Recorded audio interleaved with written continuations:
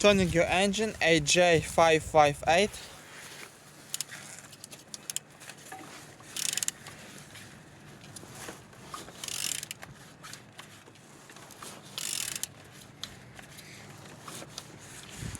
Turning good, all compressions complete. At the front, engines looks good as you can see, no damage, no broken.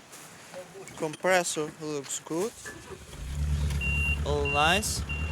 And on the Z sides, engines looks good, no damage, no broken. Engine's turbo looks good, all nice. Gearbox looks as well as you can see, no damage, no broken. All nice, all good. And on the Z sides, engines looks good. Starter look as well as you can see, no damage, no broken. Altimeter look as well, all nice, all good. Socket looks in good conditions. And on the top, if you can see, all connectors looks good, no damage, no broken. Injector look as well, all nice, all good.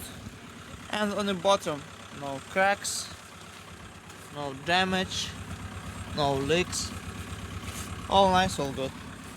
And turning your engine AJ558.